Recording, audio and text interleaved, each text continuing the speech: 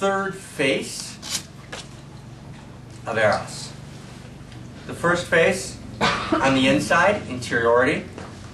Living on the inside, the Zen master, I merge with the mountain lifts me up. There's no subject to object. I'm in the flow, I'm in the zone. Second face, fullness of presence. Fullness versus emptiness. The emptiness kind of collapses into a shunyata, into a kind of full, spacious, open presence. I move beyond. You know, the dance of violence is transformed into the erotic dance of the dancing master. Erotic conversation, right? Time disappears. We've stepped into the inside. There's no subject and object. There's no giver. There's no receiver. The alternative, love or die. The alternative, right, is ultimately the snakes and scorpions. That's the koan. Right? There's no water. The pit's empty. Snakes and scorpions. So the first two faces of Eros are what we might call interiority.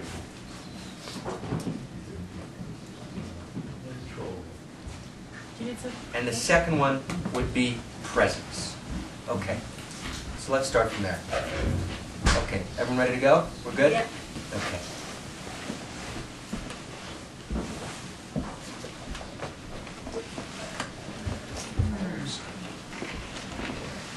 Sorry for not totally waiting for everyone. I just want to kind of step in.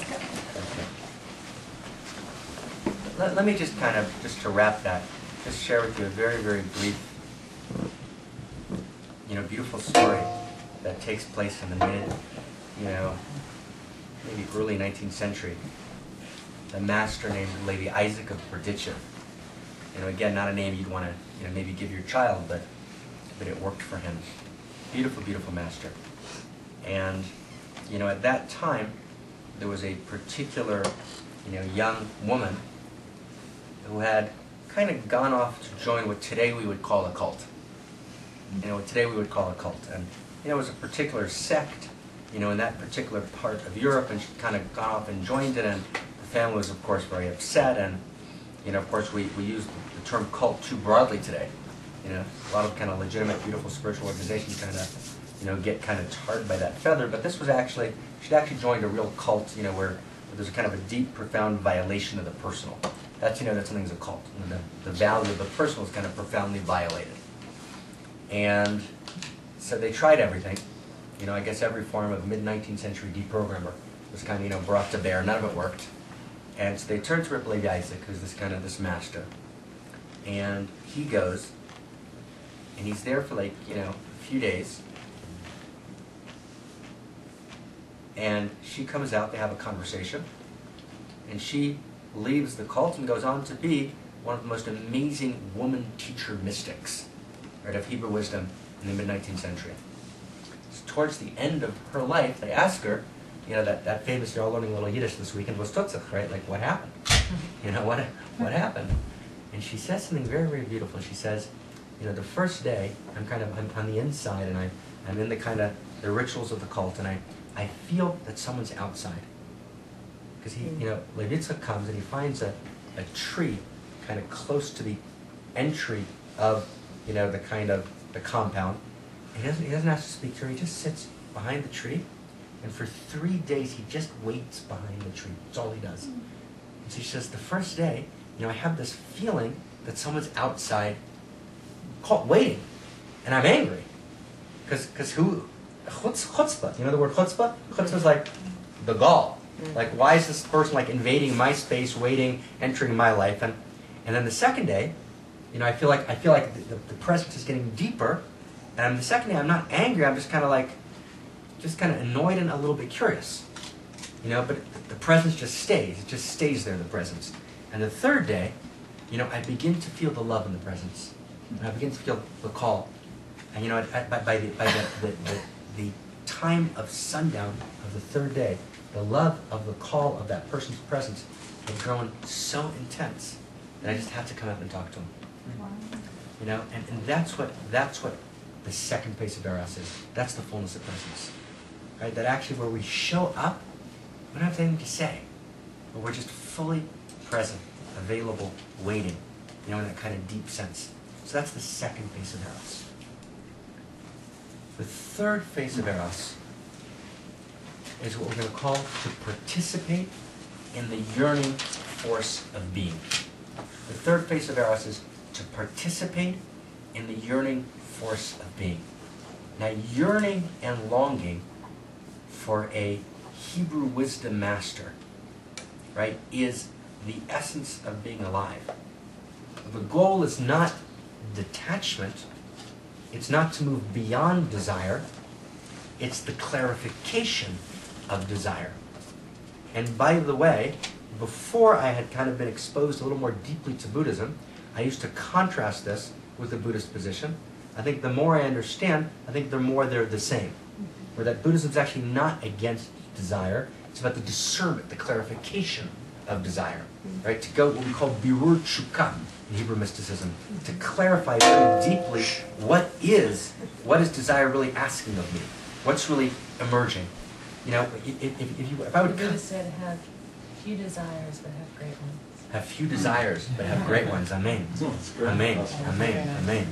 You know, if you would cut a piece of hair, so what happens when you cut your hair? Nothing. Nothing because, right, the cells are dead.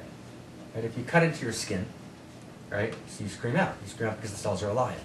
Right? So the ability to feel, right, pain and joy, right, the ability not to be detached, but to be fully engaged, involved in samsara, right, is the place of the Kabbalist as I hold my place in the Absolute. Meaning I hold my place in what we call the Ayin. The Ayin is the Absolute. Big mind. Right? Right? Big mind. Right? And from big mind I emerge into the Ani, the I, the unique self, which we'll meet tomorrow, which is fully present in samsara. Right? And samsara is one with. There's no difference between samsara and nirvana. They're fully one. Is nirvana, nirvana is samsara. Fully, absolutely, totally. Emptiness is form, and form is emptiness. Right? It's all one. Right? That's the place. Right? That's the exact place. Right? Where I participate in the yearning force of being. Right? And in one of the koans of the Kabbalists, when one dies, one's asked the following question: did you yearn for redemption? Did you yearn for redemption? Right? Because that's it. In the yearning itself, right, is where it happens in the most beautiful way. And there's actually a ritual that takes place every Saturday around now. It's called the third meal of the Sabbath. And it's as we move towards, right, dusk, which is Bain. It's between the day and the night. It's in that, you know, that place between the certainties. And in that place, it's called Rava de Ravim in Aramaic. It's the place of the will of all wills. And the entire purpose of the ritual, right, is to feel the yearning force of being. And in one of the schools, Kutsk, the school of Kutsk, right, there would be like 400 people, you know, kind of gathered, you know, in pitch black, and they would chant, you know, for several hours. And every once in a while, someone would come, and if you weren't crying, you were asked to leave. That was how the house worked. Because if you actually weren't able to access it, and you were somehow kind of not, and someone would come behind you and just kind of touch your eyes, and if you weren't crying, you left. Because it was about being able to access, right, and to transmute, right, as the bodhisattva, the grief of all being, right, and it's that place, you know, of yearning, and that's really what a nigun does.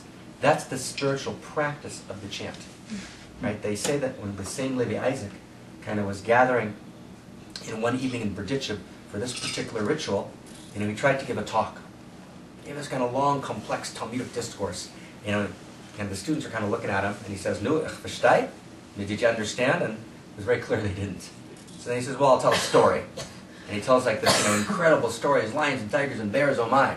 And he says at the end, "Nu, ich verstehe? Did you understand?" It was very clear they didn't. So he began to sing a nigun. He began to sing a chant, you know, and it was clear at the end, you know, that they understood. And that's the space we enter in the chant, to participate in the yearning force of being.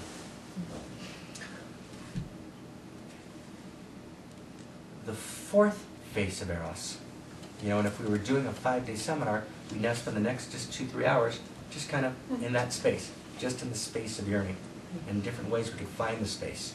But just I want to give you just a little bit of the transmission of so the fourth face of Eros, and here we come back to Big Heart, is what I called the interconnectivity of the all with the all. When Ken and I, when I studied with this Ken the first time, he said you should call this wholeness, right? But wholeness or interconnectivity. right? The